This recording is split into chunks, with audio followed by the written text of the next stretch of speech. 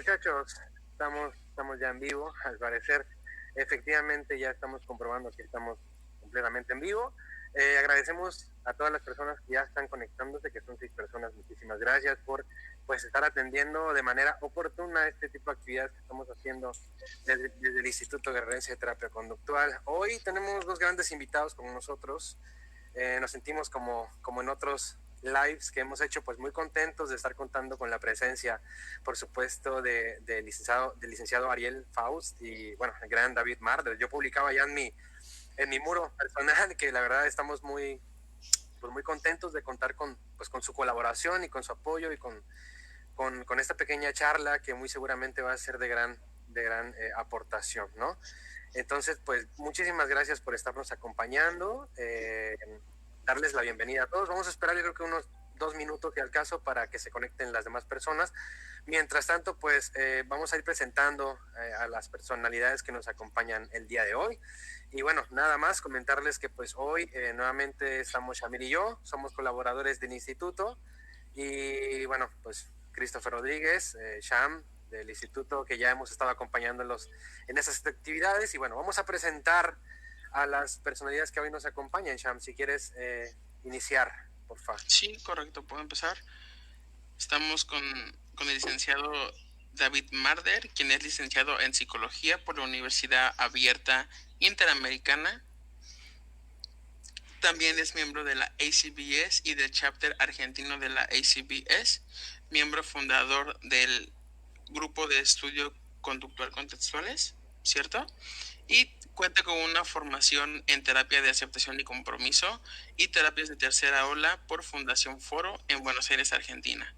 También cuenta con un curso online de especialista en terapias contextuales del Madrid Institute MyPsych de la doctora Carmen Luciano, ¿verdad? ¿Sí? Exactamente. ¿Sí? Y un curso online en entrenamiento en psicoterapia analítico-funcional nivel 1 en FAP. Así es. Excelente. No, pues grandísima experiencia, ¿no? Por parte de David. Por otro lado, también nos acompaña, pues, el licenciado Ariel Faust, ¿no? Él es licenciado en psicología por la Universidad de Buenos Aires. Él cuenta con un diplomado, por supuesto, con un diploma de honor en un posgrado en psicoterapias cognitivas para niños y adolescentes por la Fundación ETSI, un posgrado en terapia de aceptación y compromiso y terapias de tercera ola por la Fundación Foro, terapeuta infanto-juvenil en Fundación ETSI, terapeuta en Vita Salud Mental, miembro de la ACBS, del chapter argentino, miembro fundador de GSC, Grupo de Estudio Conductual Contextual, curso online entrenamiento de psicoterapia analítico funcional nivel 1, a cargo de Juan Pablo Coletti, el gran también Juan Pablo Coletti, a quien le mandamos un gran saludo, si es que nos llega a ver o ve este video posteriormente. Mismo Juan Pablo, que es entrenador certificado en psicoterapia analítica funcional, y también, por supuesto, quien colabora con Erika Acevedo, el director del instituto, el cual nosotros también representamos, ¿no? Entonces, bueno, pues ellos son las 2 personalidades que hoy nos van a estar acompañando. Nuevamente ya platicamos en el Inter, agradecemos mucho su tiempo a los 2, estamos muy agradecidos por parte de todo el equipo del instituto, pues nos sentimos muy honrados contar con la presencia de ambos. Entonces, pues muchísimas gracias a los 2. Muchísimas gracias por la invitación.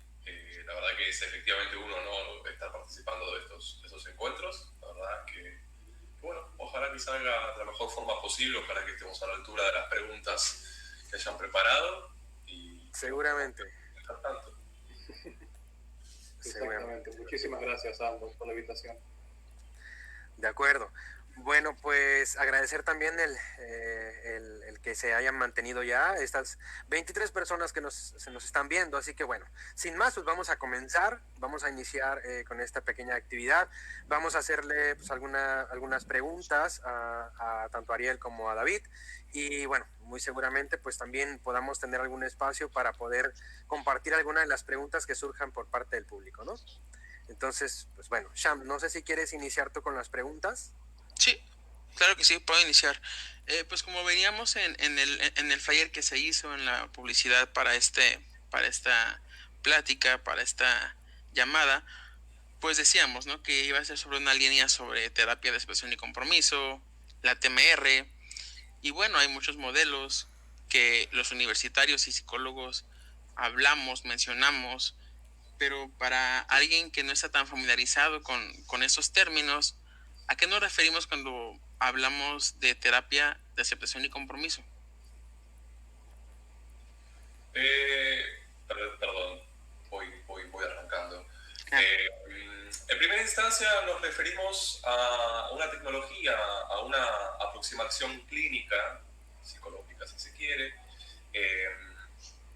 enmarcada dentro de lo que se han llamado las terapias de tercera generación o de tercera ola. Pretende ser un acercamiento al sufrimiento humano bastante novedoso, bastante distinto. En algún punto, bueno, se sabe que está basado tiene un basamento en la filosofía contextual funcional, es de un gran raigambre conductual, pero bien radical. No en el punto de radical de que es lo único, sino que intenta ir a la raíz justamente de las problemáticas, entendiendo siempre desde el punto de vista de lo conductual, es decir, interpretar la conducta, el pensamiento y la emoción de la misma forma que la conducta, simplemente que no es observable. En algún punto es un encuentro, a mi gusto, bastante novedoso entre quizás una línea más humanista con una línea más conductual. Es decir,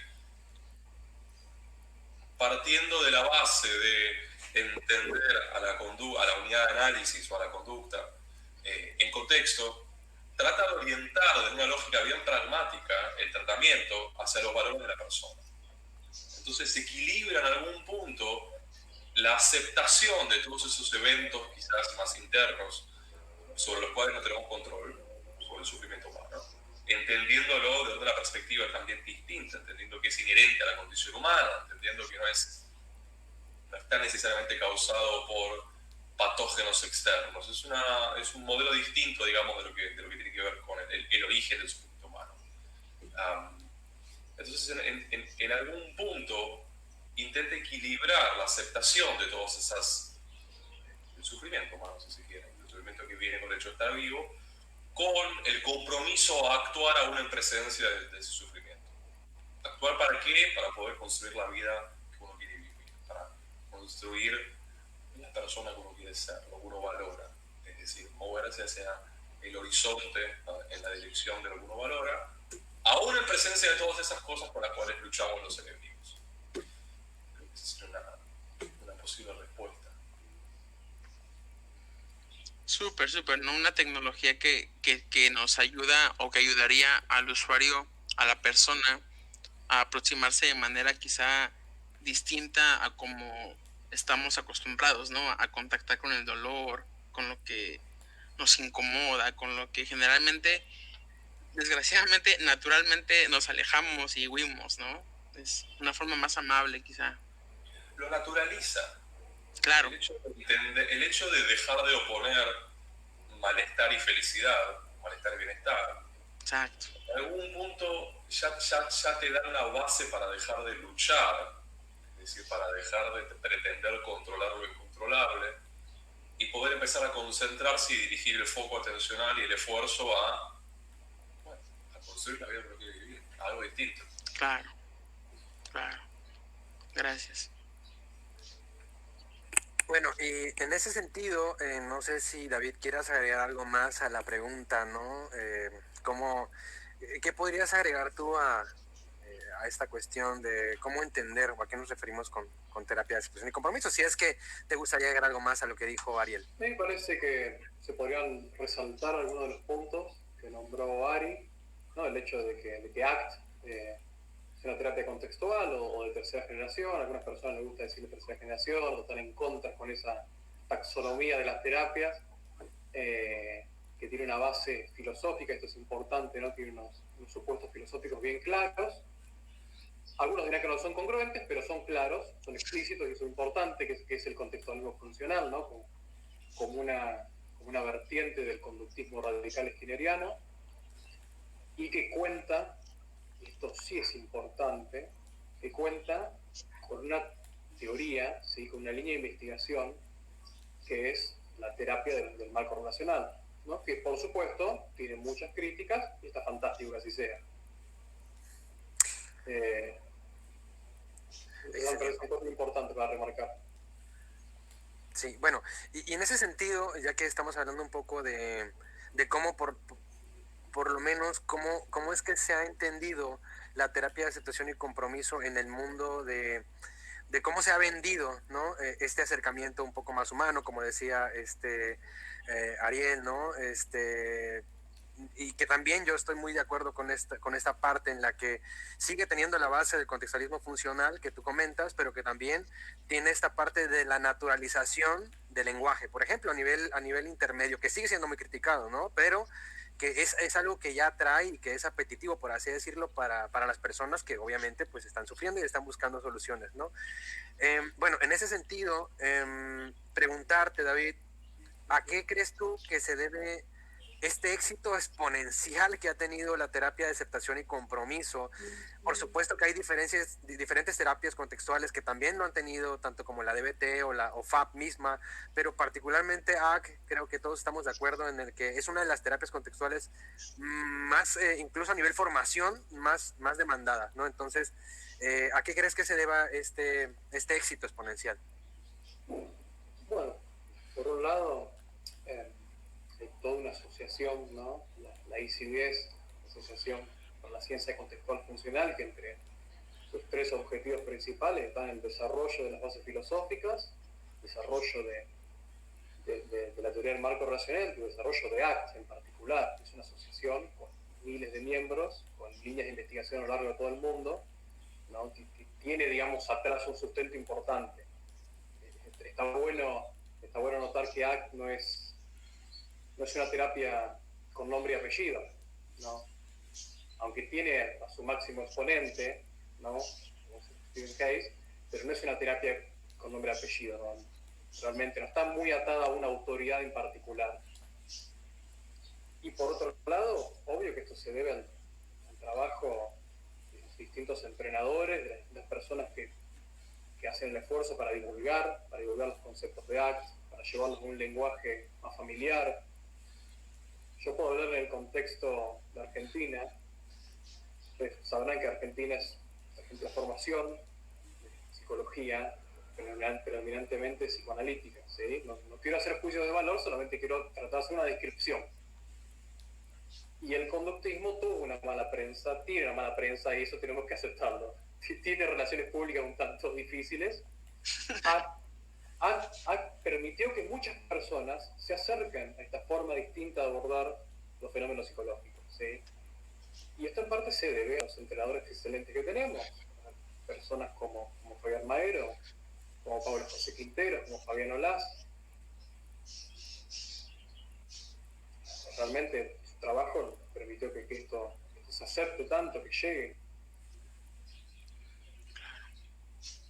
Claro, pues es todo este trabajo que se ha venido gestando, ¿no? Desde que aparece AC como una propuesta terapéutica con su principal autor, por supuesto, como tú bien lo comentas, que se ha ido gestando a través de la práctica de diferentes, obviamente, a nivel también laboratorio y que ahí están las investigaciones que se han venido produciendo con el paso del tiempo y que obviamente que sigue siendo susceptible de crítica todavía, que ha sido criticada fuertemente desde que surge, pero que gracias a lo que han hecho los clínicos, ¿no? Tanto las formaciones como a nivel de investigación, pues es lo que también ha dado como ese soporte, ¿no? A lo que viene a ser la terapia de aceptación y compromiso, ¿no? Entonces, bueno, pues gracias por esta respuesta. Sham.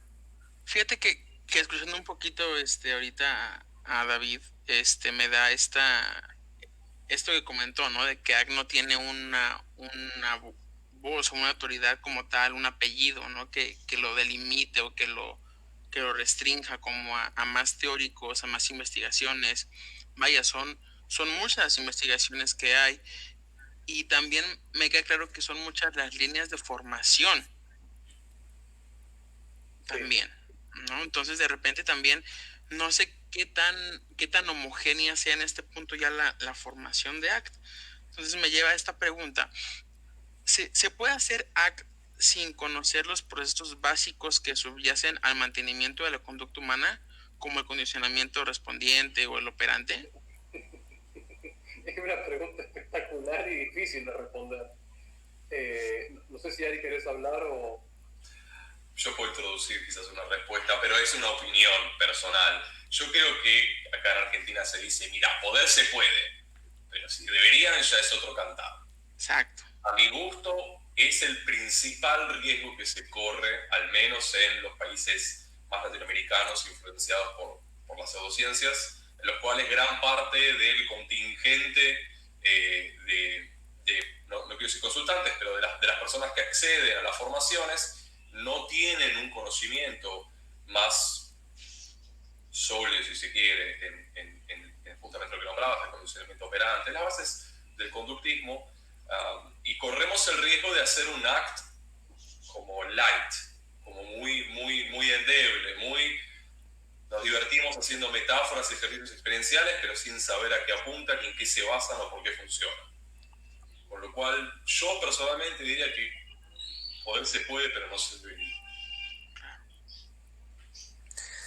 Excelente respuesta en el sentido de que tampoco es tan comprometedor, porque creo que siempre ha habido un debate tremendo, ¿no? Entre mismos colegas, por ejemplo, que son terapeutas, digamos, más de tipo de corte conductual de primera generación, que son de hueso colorado, ¿no? Conductistas de hueso colorado, y que obviamente al ver este crecimiento exponencial, por lo menos desde mi experiencia, he visto cómo es que sí sigue siendo atractivo, sigue siendo apetitivo, pero que también para los nuevos terapeutas o egresados recién se enganchan con AC como si fuera una propuesta, justamente como decía Ariel, light. O sea, es como, pues esto me gusta, encaja mucho con la parte de la naturalización, la parte más humanista, la parte más existencial, pero que se saltan la parte muchas de las veces de los procesos básicos, ¿no? Y es ahí donde muchas de las veces pues se recae en un error fuerte y gravísimo, donde se termina haciendo, como decía Ariel, pues un act como, bueno, sacándose las metáforas, por ejemplo, de improvisadas, ¿no? O sea, sin saber que se tendría que estar recurriendo pues a un proceso de equivalencia funcional, etcétera, ¿no? Este tipo de cuestiones, ¿no? Entonces, bueno, en ese sentido también, junto con esta pregunta que nos planteamos en un momento con Shamir, entonces, en ese sentido, ya es un hecho, ¿no? Que no se estaría aplicando correctamente el protocolo de ACT, bueno, que no es un protocolo como tal, pero que sí hay lineamientos, ¿no? Que se siguen dentro de la misma terapia. Entonces, ¿con qué habilidades, Ariel, debería contar un terapeuta para hacer terapia de aceptación y compromiso que no sea light, que no sea, que sea una terapia eficaz, basada en procesos que realmente funcionen y sean útiles para el consultante? David, ¿querés responder vos? ¿Preferís? Sí, me quedé pensando en lo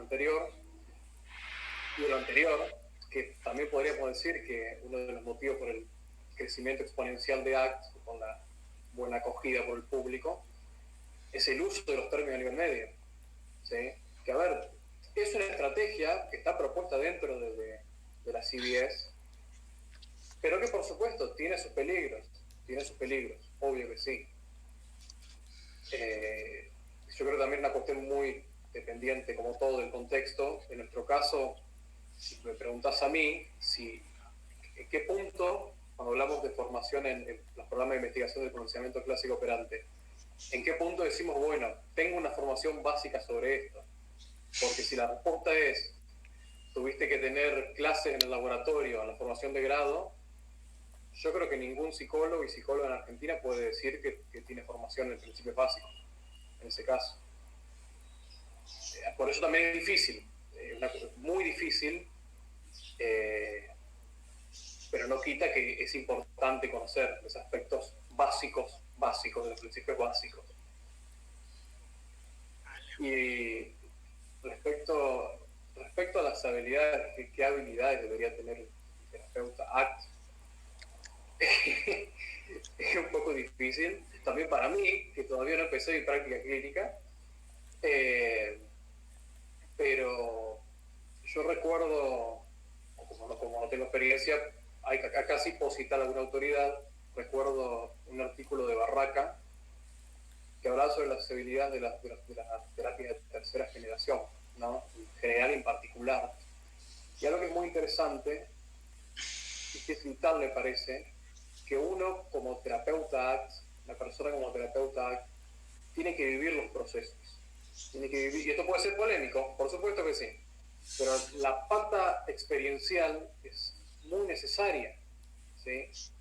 A ver, ¿cómo puedo yo, frente a una persona, tratar de evocar, de moldear y de reforzar repertorio de flexibilidad psicológica si yo no cuento con esos repertorios? ¿Sí? Claro. Que eso me parece que es bastante interesante y que por supuesto se puede criticar con toda razón.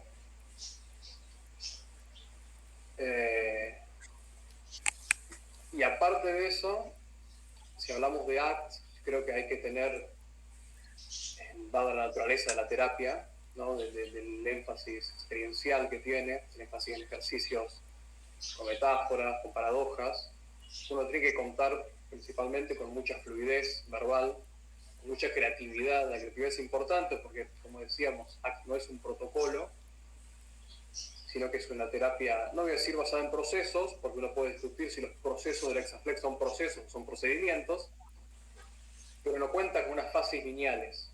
Y muchas veces se puede dar que las personas utilicemos los ejercicios o las metáforas de manera mecánica, si se quiere, sin poder discriminar qué es lo que está sucediendo, qué lenguaje metafórico trae la persona y usarlo. ¿Sí?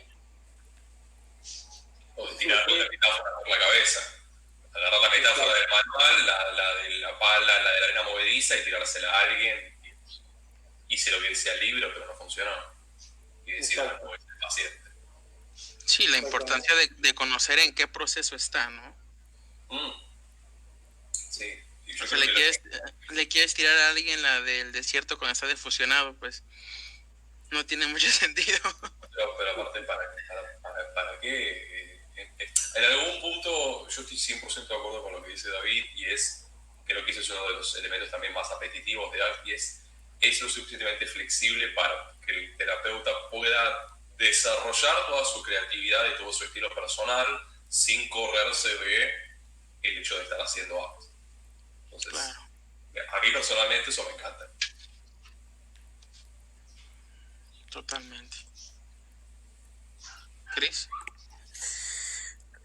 Bueno, me quedo pensando en esta parte en la que, por ejemplo, cuando yo hacía esta pregunta y David se quedaba así como, bueno, incluso sigue siendo difícil contestar porque de entrada, si propone flexibilidad psicológica como el estado al cual es el que le va a dar como esta sensación de bienestar, ¿no? Que puede ser lo que se busca, más bien es lo que se busca, ¿no?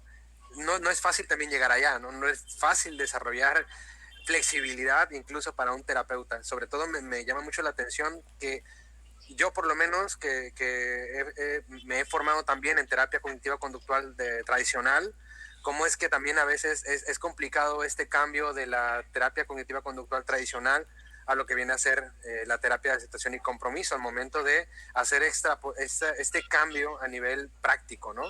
Por ejemplo, o sea, esta perspectiva de verlo.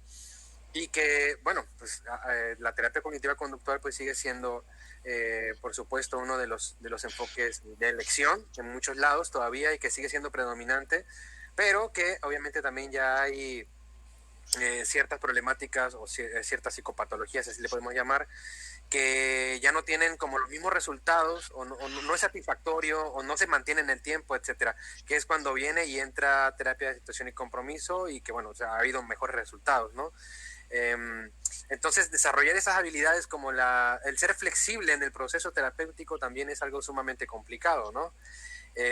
Pero que cuando esto se consigue, ¿no? Cuando hay una mayor exposición con un conocimiento del por qué lo estoy haciendo y para qué lo estoy haciendo, pues a nivel verbal también hay un crecimiento grandísimo, así como decía no recuerdo si lo comentaba David o Ariel, pero esta fluidez verbal realmente está asentada en esta flexibilidad que ya se está viviendo también, ¿no? De alguna manera. Y en algún punto responde a la misma idea de que estamos todos, la metáfora de la que estamos todos en el mismo caldo, estamos todos en la misma sopa. O sea, estamos atravesados por las mismas problemáticas, por el mismo sufrimiento y por las mismas dificultades. En algún punto eso también hace que el espacio terapéutico o el vínculo sea más simétrico. No es que el terapeuta está por arriba del cliente, del consultante, ya adquirió la flexibilidad y la tenemos tatuada en la frente, y ya está, ya responde de forma flexible a todo. En algún punto es esta idea de que uno está subiendo su propia montaña, haciendo su propio camino, y lo único que tiene es perspectiva, porque desde su montaña puede ver los obstáculos que hay en la montaña del consultante. Entonces no es ni nada más ni nada menos. Pero bueno, para poder verlos hay que estar atento a lo que pasa en la sesión, incluso por fuera, a lo que le pasa al consultante y a lo que me pasa a mí con lo que le pasa al consultante. Claro, claro. Esto que tú comentas, Ariel, me recuerda mucho, por ejemplo, el uso de metáforas. Ahorita me surge esta pregunta. Por ejemplo, el hecho de utilizar metáforas en la práctica clínica es algo que es necesario, se tiene que hacer sí o sí, o que puede ser algo que no se haga, o sea, que sea obligatorio, vamos a decirlo así, o no se puede usar si tú no lo quieres hacer. Creo que obligatorio no es, pero creo que David lo va a saber explicar mucho mejor el por qué, pero en algún punto facilita mucho el trabajo terapéutico. A la hora de, por ejemplo, utilizar metáforas para enseñar a la persona a analizar funcionalmente una conducta. El hecho de utilizar metáforas, incluso que compartan propiedades físicas con lo que se está contando, ayuda a que sea todo mucho más fluido. En algún punto responde también a esta idea de que las metáforas y los ejercicios experienciales en algún punto le permiten al terapeuta y al consultante no quedar tan atrapado con los terapias de lenguaje. Por eso recurrimos tanto a ellos. Vale. Sí, es una forma mucho más digerible hasta cognitivamente hablando, ¿no? Para que el paciente entienda un concepto, una idea, se vea, se refleje ahí, ¿no? Es mucho más práctico. Y toda esta evolución de cambios, vaya, de pasar de este discurso o de este debate en TCC, segunda generación, entender lo que está detrás, tanto teóricamente y filosóficamente, ¿no? Si es algo que yo he visto, un concepto que pone terror en la cara de muchos, es entender qué es la TMR, qué es la teoría de marcos relacionales. Qué suerte que tiene la gente que está viendo esto, porque David la tiene atada. No creo que sea así, pero sí estoy de acuerdo en que da un poquito de miedo. La teoría del marco relacional es una línea de investigación que intenta dar cuenta de lo que podemos denominar conducta humana compleja, o lenguaje y cognición, o simplemente lenguaje, ¿sí? Y que parte de una tradición analítico-funcional. Me parece que es importante decir que es una teoría básica experimental que es naturalista, monista y no reduccionista. Y esto puede parecer una obviedad, ¿no? Pero, a ver, que sea naturalista y que sea monista nos dice algo que es importante, que el lenguaje, la conducta humana compleja, que todo aquello que en términos del lenguaje ordinario llamamos mente, conciencia, aparato psíquico, agentes, esquemas, cogniciones, son eventos naturales, son fenómenos psicológicos, ¿sí? Que no forman parte de una existencia trascendental, mental, etc. Y que sea no reduccionista también, porque nos está diciendo, no intenta explicar el lenguaje apelando a un nivel de análisis inferior, le explica el lenguaje en función de una estructura cerebral. Esto sin negar la importancia del cerebro, ¿no? Pero el cerebro como parte de. Es una teoría que intenta explicarlo a un nivel psicológico. ¿Sí? Es una teoría que intenta explicar el lenguaje como un fenómeno psicológico apelando a sus propias categorías. Y que bueno, parte de una tradición o parte de la nada, ¿no? Desde, si quiere, desde la obra de Skinner, conducta verbal, de todas las investigaciones en conducta gobernada por reglas, en relaciones conducta-conducta, y sobre todo a partir de lo que podemos llamar, entre comillas, descubrimiento de la equivalencia de estímulos, ¿no? de Murray Silman. y que, a ver, sin duda que es la base de ACT, es la base, de ahí parte, ¿no? Por supuesto que TMR o RFT no niega de los principios o leyes o programas de investigación del condicionamiento clásico operante. La base siempre van a ser las contingencias de reforzamiento. Claro. Y, hice una introducción muy grande, va a decir que la conducta humana compleja, el lenguaje, es justamente una conducta, ¿no?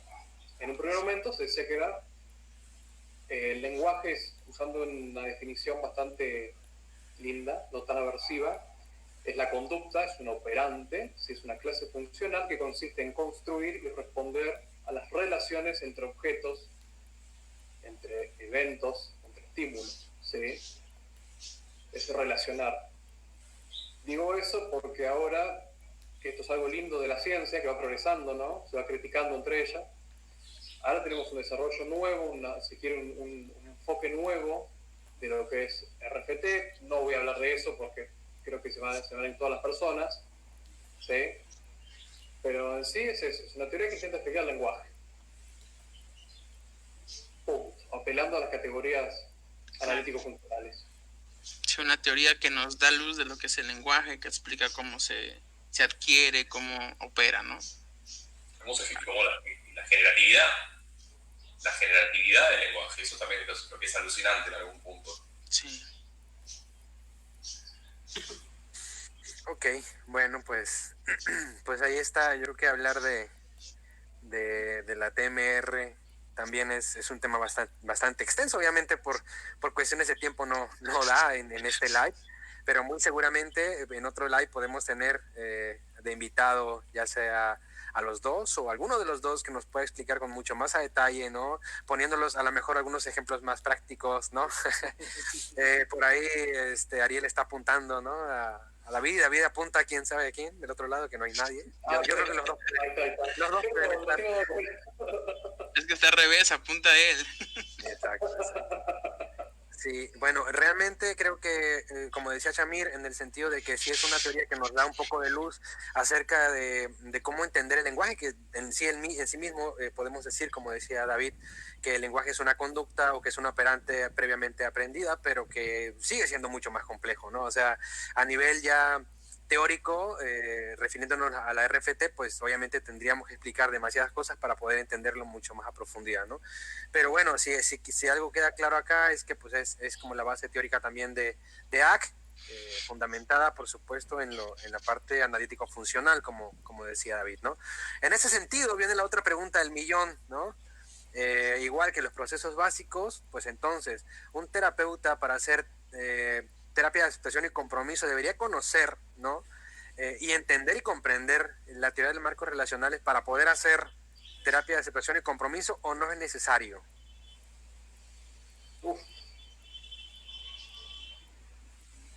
Mira, me parece que es una pregunta excelente, que es una pregunta incluso que puede ser empírica, porque yo creo que se podría no armar una investigación donde pongas a terapeutas, si quiere, exaflex, y a terapeutas con una formación más en RFT, ¿no? Y de alguna manera ver cuáles son más efectivos.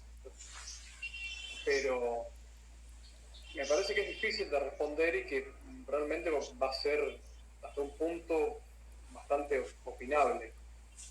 También, de nuevo, ¿qué sería saber RFT? Leer el libro de 2001 y el libro de avances, porque si saber RFT es tener una formación con algún investigador, de nuevo, no sabría qué persona podría decir, entonces soy terapeuta ACT. Claro. Yo estoy de acuerdo que es muy opinable. Ese en algún punto, a menos que hagamos la investigación que sugiere David, es bastante opinable. Yo creo que, de vuelta, yo doy la misma respuesta. Poder se puede. Ahora, es recomendable, sería bueno. Estar al tanto. A mi gusto, TMR en algún punto te explica por qué funciona ACT, entre otras cosas. Te permite entender un poquitito más. Entonces, Si uno entiende, por ejemplo, el proceso por el cual se da la transformación de la función de los estímulos, uno puede explicar un poquito mejor o entender un poquitito mejor cómo logramos explicar un proceso quizás de aceptación, que es un término a nivel médico. Pero bueno, es como saber manejar y entender cómo funciona el motor de combustión interna en algún punto. Manejar y entender cómo funciona el auto quizás te ayuda a manejar mejor, pero quizás no necesariamente. Pero de vuelta, es una opinión, no está basado en algo. Bueno, pues volvemos al punto, ¿no? Volvemos al punto en el que de poder se puede entonces. Sin embargo, vamos a ponerlo en el como en la parte ética. Creo que esto sería como muy alejado realmente, incluso dentro de los mismos objetivos de ACT, ¿no? Porque no estaríamos, vamos a decirlo así, y utilizar esto no estaríamos siendo completamente, bueno, por una parte éticos con el mismo modelo, por el hecho de que, pues es la parte filosófica también. Entonces, ahí habría que revisar, ¿no? En cual los niveles, como decía David, eso se puede considerar y puede ser también opinable, pero, o sea, me refiero al conocimiento de la TMR, a qué nivel se entiende esto, y se podría hacer cursos distintos para evaluar y demás, ¿no? Pero de lo que está claro es que se tiene que conocer de entrada, ¿no? Entonces, bueno. Sí, sí. Hay que saber que existe, por lo menos. Definitivamente. Sham. Me surge una pregunta en cuanto vaya, ya dijimos como cuál es el fundamento teórico, cuál es el fundamento filosófico de ACT, lo que como nos aproxima, ¿no? De esta manera este dolor, lo que se puede hacer, lo que es preferible, lo que se puede, pero quizá no sea tan bueno. Pero en sí, ¿cuáles consideran que son los principales méritos y deméritos de ACT a diferencia de otras terapias contextuales?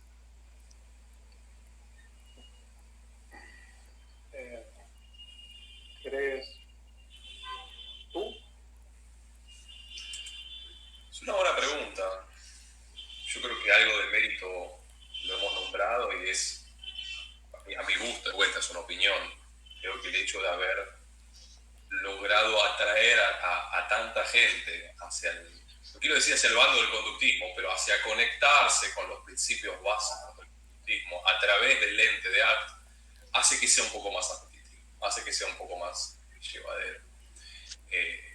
Creo que eso es un gran mérito. Creo que también el hecho de cómo funciona la propia comunidad de la ACB es también algo muy apetitivo y es algo que hace que ACT en algún punto también esté en tantos lugares y estemos hablando tanto de él. La calidez y la disponibilidad de cada persona que da un curso, que da una formación a nivel general, al punto de que yo tengo colegas que le han escrito un mail a Steve Hayes y le responde a la semana. Y decís, ¿qué hace respondiendo en un mail? Es como lo voy a imprimir y poner en la pared. Lo voy a marcar. Cosa que no hubiese pasado hace tiempo, ¿no? Claro. Quizás tiene más tiempo ahora, no sé. Pero yo creo que es un mérito bastante valioso. De vuelta, es una opinión. Si tengo que mencionar un demérito, es de vuelta, es este riesgo, pero que no es la culpa del chancho, o sea, no es la culpa de ACT. Es esta idea de que a veces lo que se ofrece, con lo que uno se conecta, es quizás con el Hexaflex, con los términos nivel medio, y uno se queda con la idea de que ACT solamente es hacer caminar al paciente alrededor de una silla para que experimente algo. Entonces creo que, bueno, que si uno lee el detenimiento de los libros de ACT, uno va a ver que no es solamente eso, sino que está sustentado, bueno, en todo lo que veníamos nombrando antes, pero bueno, sería algo en algún punto que se me ocurre.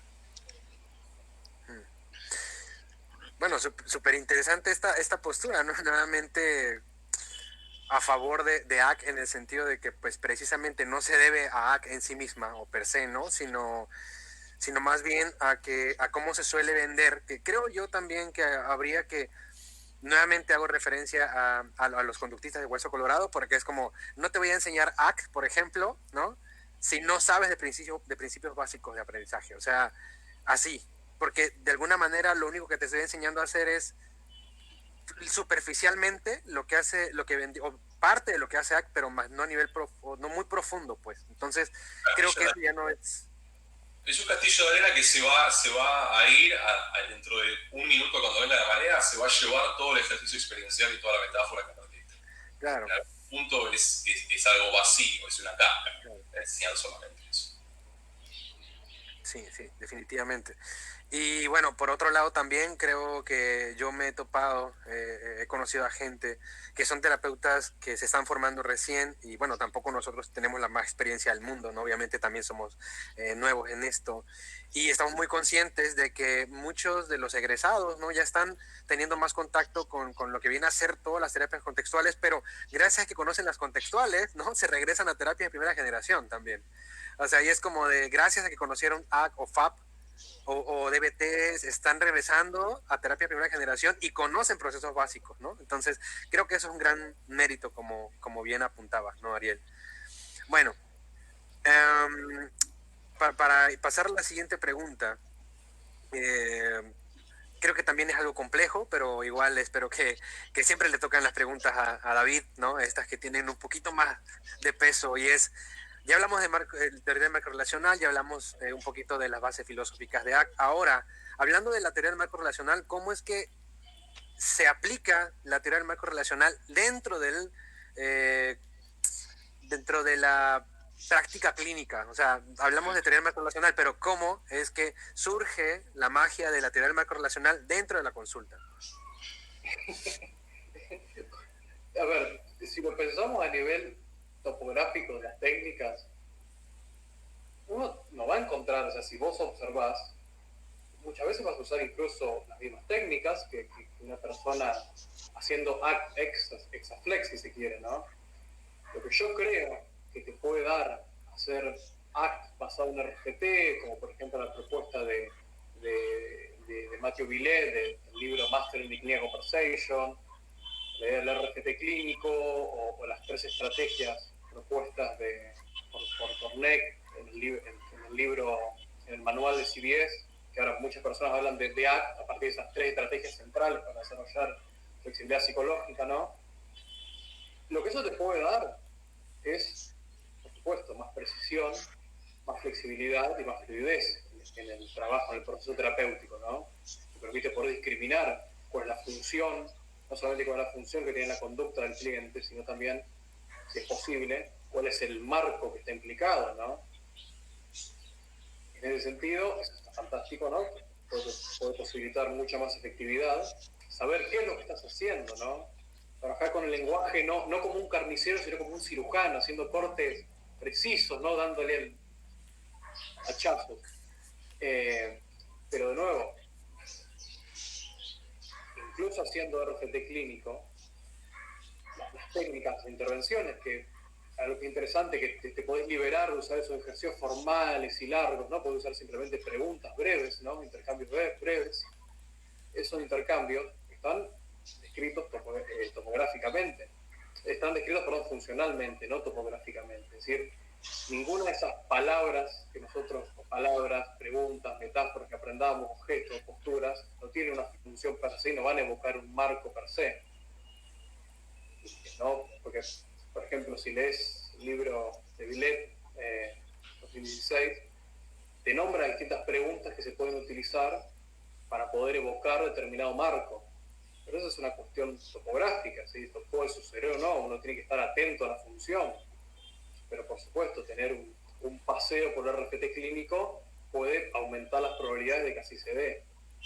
Por supuesto. Sí, y creo que también, por otra parte, sin dejar de lado lo que vendría a ser el análisis funcional de la conducta, ¿no? Obviamente, de la mano, ¿no? De la mano. Entonces, bueno, eso creo que sí que es un demérito bastante grande, ¿no? Dejar de lado el corazón de cualquier aplicación clínica conductista, si se quiere, que es el análisis funcional. Eso es totalmente cierto y no es algo que nombramos como los deméritos, me parece que es muy importante remarcar, porque si no, a ver, ¿dónde está el enfoque ideográfico que tanto caracteriza a las terapias contextuales y conductuales? Claro, Eso sí. definitivamente. Y tomando en cuenta que vaya, ¿no? Creo que lo mencionaba el doctor Barraca la última vez que vino, ¿no? Que si no hacías análisis funcional, no estabas haciendo contextuales. Es tan simple como eso, ¿no? ¿Se podría integrar ACT con algún otro modelo para hacer más eficiente la intervención? Hay una postura de DJ Moran, un psicólogo estadounidense, un genio. Él dice algo así, bastante simple. ACT es un tratamiento pragmático, ¿no? El pragmatismo está en sus bases, ¿no? Y en ese sentido, cualquier terapia, cualquier intervención se puede integrar siempre y cuando sea consistente y sea congruente con su filosofía contextual y funcional y permita a la persona desarrollar repertorio de flexibilidad psicológica. En ese sentido, no puede integrar un tratamiento de exposición, puede usar resolución de problemas, cuando los problemas obviamente no tengan que ver con sus eventos privados aversivos, ¿no? Se puede usar un protocolo de activación conductual, si quiere, en algunos casos, antes de comenzar con una aplicación más ACT, pero sin duda que se puede integrar respetando estos dos pilares.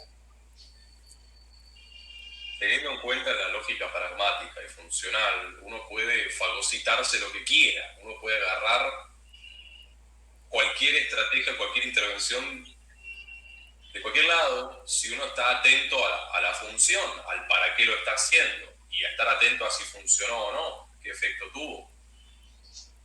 En algún punto hay muchas preguntas y muchos ejercicios clásicos de ACT que son tomados de otras terapias que no son de ACT, no son inventados. Y sin embargo, tienen este contacto con la lógica funcional y con el pragmatismo que le permite a ACT en algún punto tomar eso y utilizarlo de una forma distinta. Siguen la línea, no pierden como la brújula de ACT, ¿no? Por eso se pueden utilizar. Claro, hay un artículo, por ejemplo, conocido de Francisco Ruiz, donde en un caso de fobia infantil utiliza diálogo socrático, y el diálogo socrático se supone que es una técnica de la TCC clásica, y lo usa al servicio de lograr algo más cercano al proceso de desesperanza creativa. Pero él sabe que con un niño adelante tiene muchas más chances de lograr el efecto que él necesita, de generar el cambio que necesita, de conectar al chico con las consecuencias negativas de evitar ciertos eventos privados, y lo hace con el diálogo socrático, en vez de tirarle toda la metáfora del libro. Él justamente lo adapta de forma flexible a la persona que tiene delante.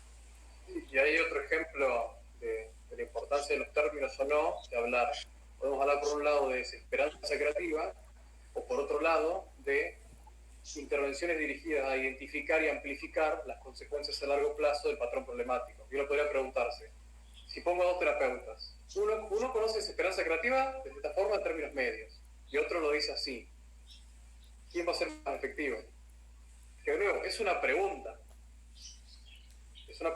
pero obviamente si pensamos a nivel básico, desesperanza creativa es eso, justamente es amplificar las consecuencias a largo plazo, Sí. del patrón problemático, del patrón inflexible, la reacción inflexible. Si es que note que eso no le está sirviendo, es lo mismo, vaya, ¿no? Que las preguntas clásicas de desesperanza creativa son una topografía posible, son una forma de preguntar, y formas de preguntar pueden haber muchísimas. Por eso es importante entender la base, entender a qué apunta. Exacto, y uno podría seguir bajando y preguntarse, bueno, ¿y cuáles son los marcos implicados en las preguntas dirigidas a consecuencias a largo plazo? Y podés seguir bajando, ¿sí? Se puede, por supuesto. Claro, de alguna manera es como comenta pues Ariel, ¿no?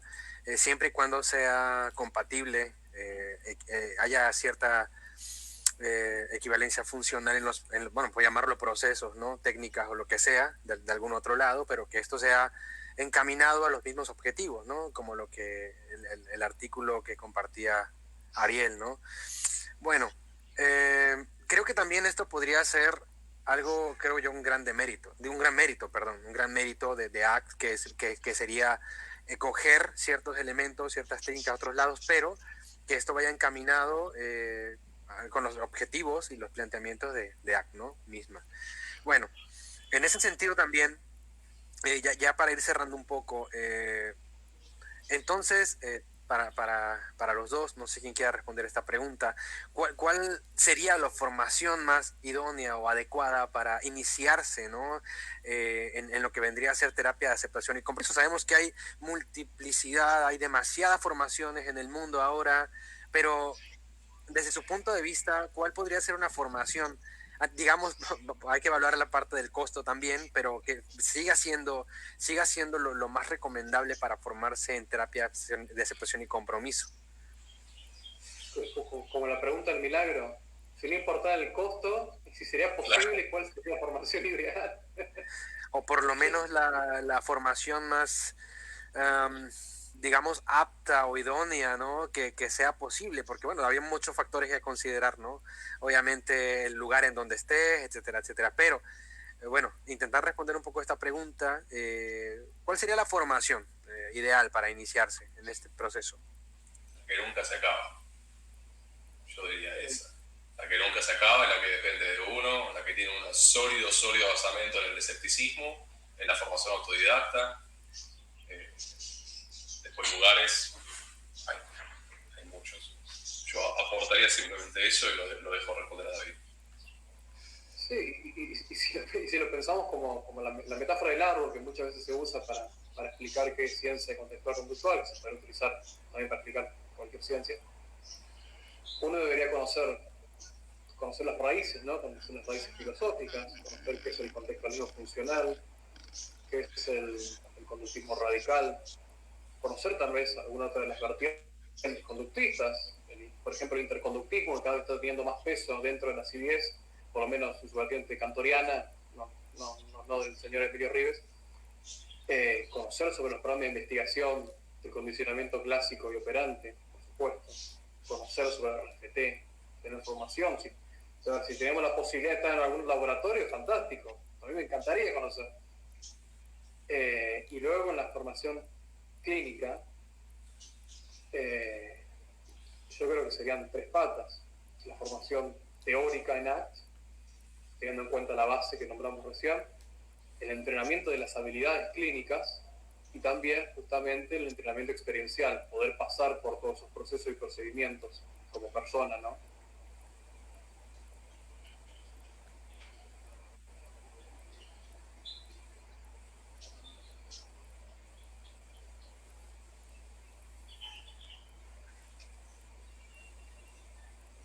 No sé si quieres agregar algo, Ariel, a la pregunta.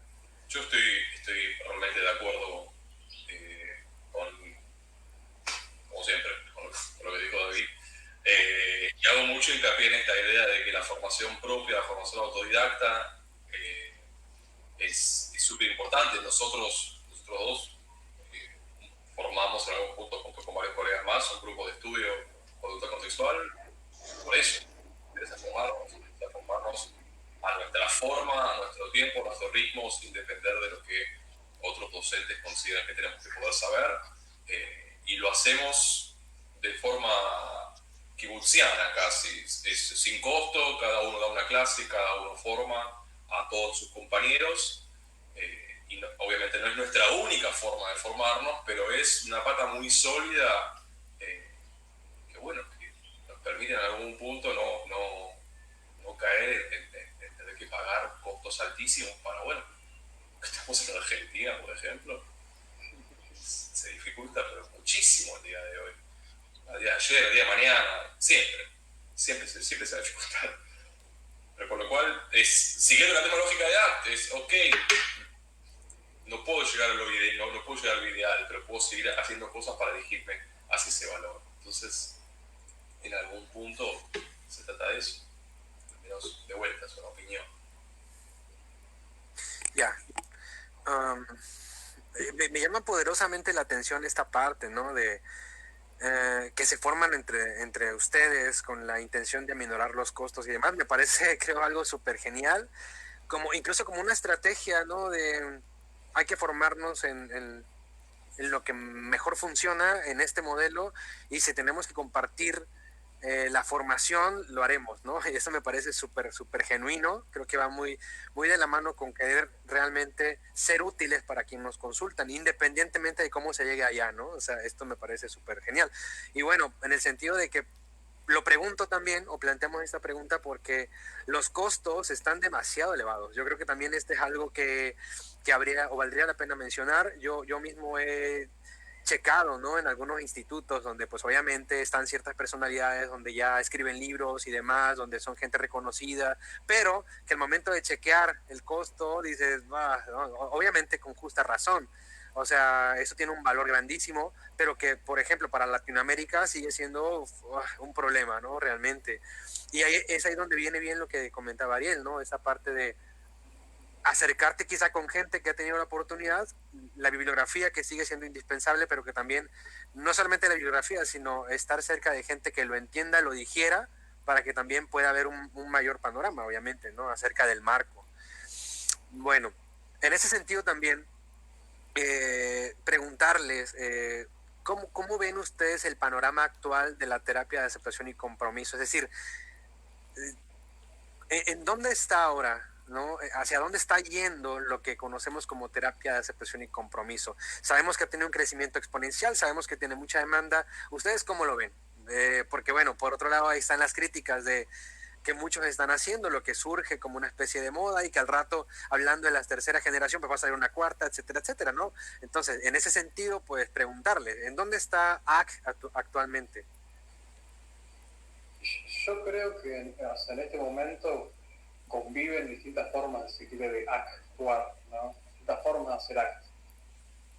Hay personas que trabajan. A ver, el modelo Exaflex me parece que es el modelo más utilizado, más usado, ¿no? Se plantea más en las formaciones, por lo menos.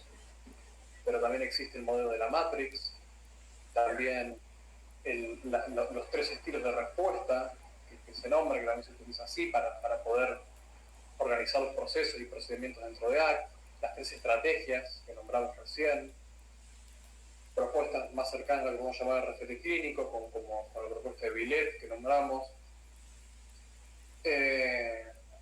A ver, me parece que conviven muchísimas formas de hacer ACT, pero que hay una equivalencia funcional en el fondo que es justamente generar flexibilidad psicológica.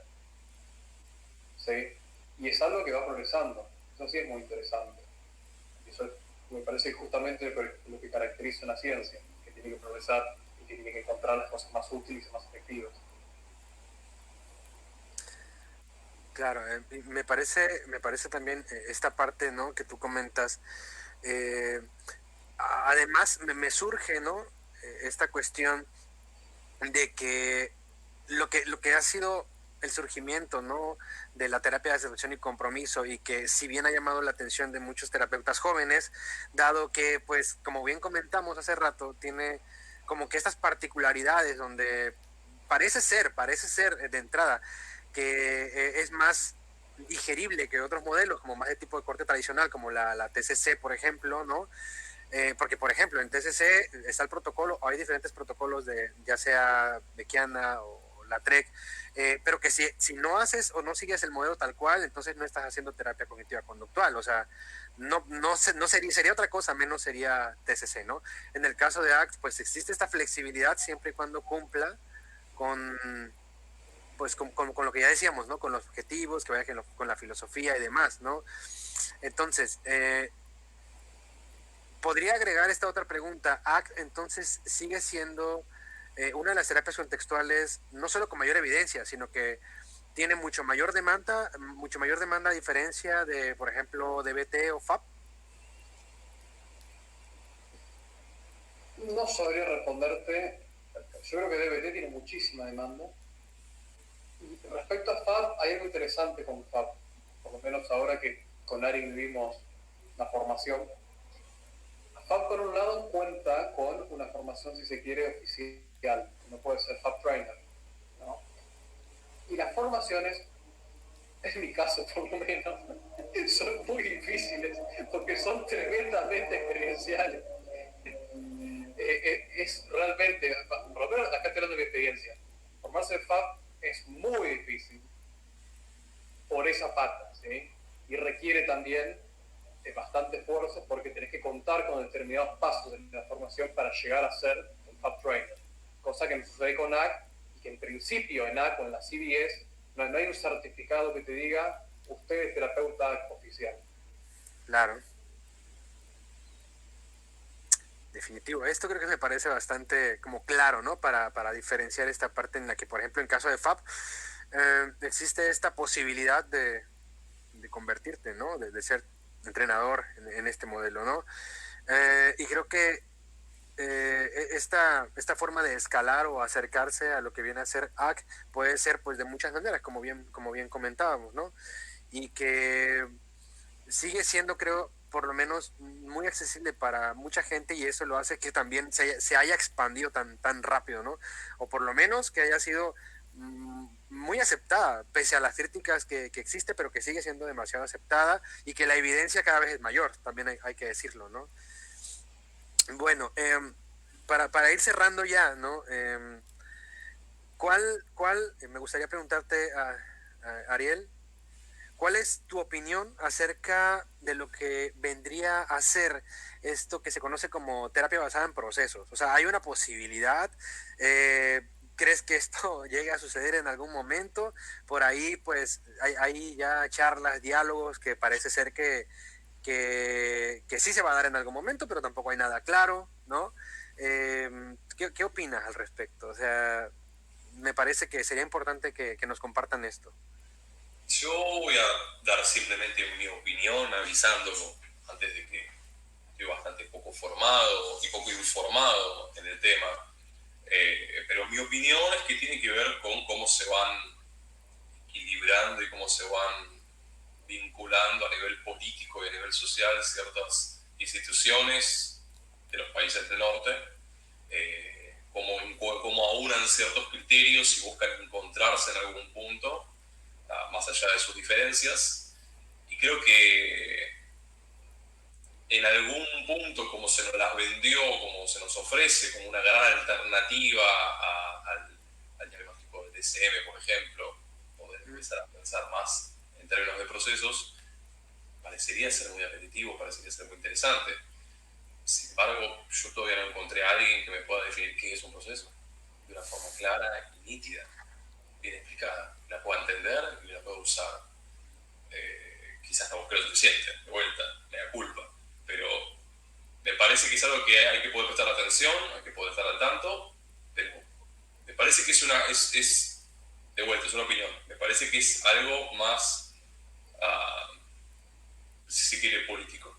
Si se quiere, estamos tratando de encontrarnos y de no discutir tanto entre qué es mejor, si TCC, si tercera ola, bueno, nos encontramos a mitad de camino y generamos algo nuevo. Bueno, de vuelta, no estoy tan formado como para saber específicamente qué tiene de nuevo, pero bueno, es una opinión, nada más. De acuerdo. David, ¿te gustaría agregar algo a lo que comenta Ariel? A mí me pasó que al principio tampoco tengo mucha lectura. Se me hizo un poco problemático entender que esto de terapia basada en procesos, ¿sí? A ver, en primer lugar tiene mérito para mí. Toda búsqueda de unificar me parece que es importante, ¿no? Toda búsqueda de unificar. Algo que tiene importante también de este movimiento es, me parece, la crítica bien puntual a la forma de clasificar, si quiere, el sufrimiento humano en base al modelo biomédico. Eso es algo que se enfatiza muchísimo. En cierto sentido también proponen una vuelta al análisis funcional, una vuelta al diagnóstico, pero hay algunas cuestiones que me hacen ruido, que las planteo a modo de pregunta, no voy a hacer ningún tipo de afirmación, esto por supuesto es opinión, pero, a ver, ellos en algún momento definen procesos como un mecanismo de cambio, ¿sí? ¿Ok? ¿Cuáles son? Y me pregunto, ¿cómo se integran estos procesos a los procesos ya conocidos, estudiados y que se estudian del condicionamiento clásico operante, ¿no? ¿Cómo se pueden integrar procesos de otras aproximaciones distintas a lo psicológico sin que se produzca o bien una cruza de especies o bien un eclecticismo, ¿no? Si no, eso es lo que me cuesta entender, cómo se pueden aunar visiones cognitivas, mentalistas, dualistas, con visiones contextuales, funcionales y monistas, ¿no? Sin que se arme una ensalada. Ensalada de carne, lechuga y banana. Ensalada rica. Claro. Pues es también todo un tema, ¿no? Y de hecho poníamos esta pregunta pues a propósito para arrojar un poco de luz acerca de esto, ¿no? Porque si bien puede parecer como interesante, como decía David, todo lo que sea a favor de la integración está súper bien, es algo que creo que valdría la pena tener en consideración. Sin embargo, pues tampoco nos vendría bien una práctica ecléctica de un poco de todo y sin ir a ningún lado, ¿no? Creo que esto, de hecho, nos haría retroceder desde mi punto de vista también. Creo que por lo menos lo que han hecho las terapias contextuales ahora, y no es que sean mejor que las terapias de primera generación, sino más bien han hecho como todo un quehacer o todo, han ganado mucho terreno, ¿no? En el sentido de que ahora hay, creo yo, más aceptación también de la ayuda terapéutica o la intervención clínica en diferentes partes del mundo. Creo que también eso es algo muy interesante porque hay mucho más participación como esta actividad que estamos haciendo en este momento y hay foros donde se habla de ese tipo de procedimientos, ¿no? Y bueno, utilizo procedimientos para llamarlo de alguna manera porque decía David hace rato, o no sé si llamarlo proceso a veces o llamarlo procedimiento, ¿no? Esto es algo también bastante claro. Bueno, sea lo que sea que tenga que pasar, mientras tanto nos vamos a mantener, creo yo, en lo que funciona, ¿no? Ahora, y que ya irá diciendo, bueno, ya el tiempo lo dirá más bien, ahí quería comentar esta parte, ¿no? Bueno, terminar con esta pregunta, ¿no? Una de las preguntas básicas y clásicas de toda charla, entrevista, que creo que hicimos una especie de combinación, es algún tipo de bibliografía que ustedes recomienden, quizá de lo más clásico que se pueda recomendar para empezar a leer acerca de terapia de aceptación y compromiso para las personas que nos están viendo y que desean de alguna manera acercarse, ¿no? A este modelo. Creo que vamos a estar de acuerdo con Dari que los primeros, entre comillas, manuales, el libro de Hayes, de Strobel y Wilson, de por lo menos la edición 2012, creo que vos tenés la del 99, y el libro de Carmen Luciano y de Wilson del 2002, también Terapia de Aceptación y Compromiso, son como lecturas pilares. Después uno puede seguir avanzando, puede estar la guía esencial de la Matrix, de 2016, el libro Aprendiendo RGT de Tom Lake, de 2016 también, que es un libro excelente para aprender a tener el marco relacional y las posibles aplicaciones clínicas, realmente es excelente y está en español. Está en español esa, ¿no? Sí, la versión. Sí. Y para ir cerrando, nunca dejaría de lado a Marino Pérez Álvarez. Las obras para mí que tiene son excelentes y además tiene una forma de hablar del conductismo que es muy interesante, sin dejar de lado la congruencia. Las terapias de tercera generación como terapias contextuales, no solamente para conocer a ACT, sino para conocer el resto de la patota, si se quiere. Es una lectura bastante amena. Okay. 100% de acuerdo, sumaría también, quizás de una forma anecdótica, el ABC de la conducta humana, de Ramner y Torneke. Me parece que es algo que introduce de una forma muy amena a lo que un terapeuta tiene que poder saber sobre los principios básicos del conductismo. Ok, de acuerdo. Pues las personas que se han mantenido con nosotros hasta ahora, hay algunas recomendaciones. Si es que no han leído algo preciso sobre terapia, aceptación y compromiso, pues ahí hay alguna bibliografía o parte de la bibliografía más bien con la que se puede iniciar, ¿no? De una manera mucho más acertada, sin ir tanto sin alejarnos tanto de lo que vendría a ser la terapia de aceptación y compromiso. No hay como iniciarse, pues bueno, en ese sentido, con la fuente primaria y los creadores del modelo, ¿no? Bueno, por acá hay algunos comentarios que me gustaría pues compartirles, ¿no? Antes de pasar a las palabras que nos puedan compartir para finalizar la charla. Y por acá nos comenta de Margarita LC, creo que lo pueden ver en la pantalla. Nos comentaba que la terapia de aceptación y compromiso, tanto individual o de pareja, sería interesante conocer sobre dichos temas para mejorar en este aspecto, con la voz de especialistas y darnos a conocer estos términos de manera entendible. es un comentario ahí que apunta, bueno, a esta parte en la que se podía también ahondar un poco sobre la intervención de AC en temas de pareja, ¿no? Y que sea abordada pues por un especialista o por un experto en AC, pero con un foco más en terapia de pareja, ¿no? No sé si en su experticia de ustedes han atendido casos de pareja con AC. La verdad que no, pero entiendo que ACT es lo suficientemente flexible como para ser aplicado en ese ámbito sin ningún problema.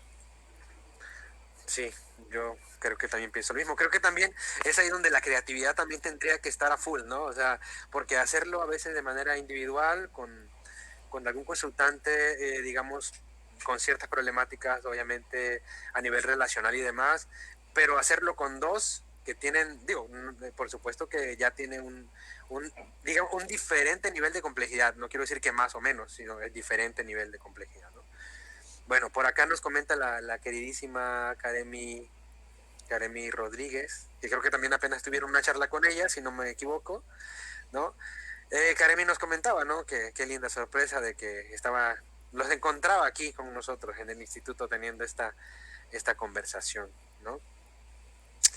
Y bueno, por acá, aunque escribió directamente de la fanpage del instituto, este comentario pues es por parte de nuestro director, Eric Acevedo, y él ponía, ¿no?, que ambos son excelentes profesionales, que aportan demasiado y que además, pues, son excelentes personas, ¿no? Me comentaba Eric, que gracias por la disponibilidad de ambos. Entonces, pues ahí Eric mandándoles, por supuesto, saludos y agradecimientos a los dos, ¿no? Por acá Blanca, que nos decía que se escuchaba bastante eco, creo que yo estuve corroborando, pero al final pues creo que fue como en un momento se escuchaba un poquito de eco, ¿no? Bueno, finalizando con el comentario también de Blanca, decía ella que trabajando con adolescentes le parecía fundamental y de éxito que es importante hacer la revisión a los padres. Me llama la atención que los padres muchas de las ocasiones señalan el mal comportamiento de los adolescentes, las bajas puntuaciones y por supuesto, da el trasfondo de la situación. Estoy maravillada con terapias de tercera generación. Gracias por enriquecer la praxis, dice ahí. Palabras bastante bonitas, ¿no? Y mucho mérito para AC. Sí, poder utilizar ACT con adolescentes o poder analizar la interacción entre un adolescente con sus padres es bastante interesante poder pensar en cuáles son los valores del adolescente, en cuáles son los valores de los padres, o para poder pensar una forma distinta de interactuar, una forma un poco más flexible respecto a las problemáticas clásicas que vienen con el hecho de tener un hijo adolescente. Claro, claro. Y que de hecho también ya hay mucha bibliografía dirigida a adolescentes, ¿no? Que creo que también ayuda bastante. O sea, ya hay textos en el que ya está abordando como que esa perspectiva más de o enfocada o dirigida a esta etapa, ¿no?, de la adolescencia, que ya hace que se enganchen mucho más fácil al discurso. Creo que esto también es súper útil, ¿no? Bueno, por último, nos comenta Janet Muñoz. Hace tiempo tomé un diplomado en TCC y pudimos ver parte de la tercera generación. Recuerdo que uno de mis profesores decía que algo que le gustaba de este enfoque es precisamente que se ha reinventado y evolucionado. Creo que más que una moda es excelente que ahora tengamos terapias basadas en evidencia, y si en algún momento viniera una cuarta ola, pues enhorabuena, todo sea por mejorar. Saludos desde Guadalajara, Jalisco, México. Pues ahí está, ¿no? Sea bienvenida a la cuarta generación si tiene que llegar, siempre y cuando también esté dirigida a mejorar la calidad de vida del ser humano, creo, ¿no? Definitivamente. Bueno, la cuarta o en la quinta o en la sexta. Claro. Ok, bueno, para finalizar, David, Ariel, algunas palabras que quisieran dirigir a nuestro público del Instituto Guerrerense de Terapia Conductual. Ya vimos que había personas que, pues, por supuesto que los conocen, hay personas que no esperaban verlos aquí con nosotros, pero nos gustaría que dirigieran algunas palabras a los seguidores del Instituto Guerrerense de Terapia Conductual, que como bien sabemos, pues estamos haciendo diferentes actividades constantemente, siempre comprometidos pues con la psicología psicoterapia basada en evidencia. Eric es un gran líder y siempre nos está pues incitando a hacer ese tipo de actividades para difundir ese tipo de prácticas, ¿no? Que apunten, como ya decíamos, pues voy a utilizar lo que en el lenguaje más actiano, que apunten más hacia flexibilidad psicológica para poder tener una mejor calidad de vida, ¿no? Entonces, algunas palabras que quieran dirigir al público del instituto. Esto sí que no estoy acostumbrado. En primer lugar, realmente agradecerles por la invitación. La pasé muy bien, divertí mucho. Y verdaderamente, la verdad que es un orgullo poder conocer, poder interactuar con personas que forman parte de esta institución como vos, que es una institución excelente, que realmente aporta muchísimo. Y actividades como estas son fantásticas. Muchísimas gracias, David. Bueno, yo me gustaría agregar aquí en este punto en el que es fantástico también, digo, si hay que resaltar algo y hay que ganar un poco de flexibilidad en este momento es también notar, ¿no? Que esto del confinamiento vino a hacer que creciera también ese tipo de contactos, ¿no?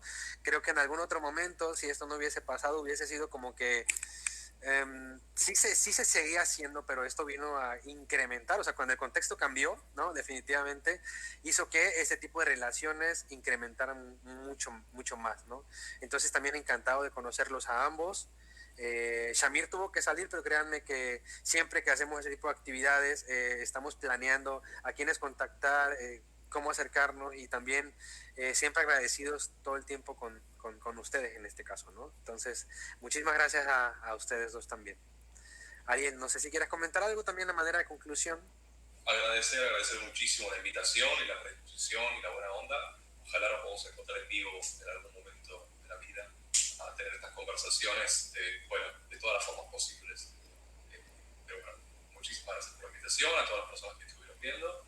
Y estamos a disposición por las redes para responder cualquier pregunta, cualquier comentario, para recibir memes, lo que sea. O recibir cualquier amenaza, todo. También, cualquier crítica, cualquier insulto, también.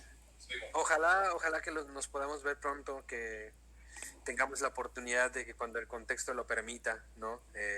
Podamos conocernos en persona, seguramente en alguna actividad que estemos realizando. Tienen que estar con nosotros en algún aniversario, por supuesto, acá en México, en Acapulco, para que conozcan. Y bueno, nada, agradecerles a los dos, en nombre de todo el instituto, pues estamos demasiado agradecidos por habernos acompañado hoy. Y bueno, antes de cortar el en vivo, les comento, espero se queden conmigo después de finalizar para comentarles nada más algunas cosas después de finalizar. Entonces, pues bueno, nada, gracias a todos los que nos acompañaron. Nos vemos en el siguiente live el próximo mes. Y bueno, hasta la próxima.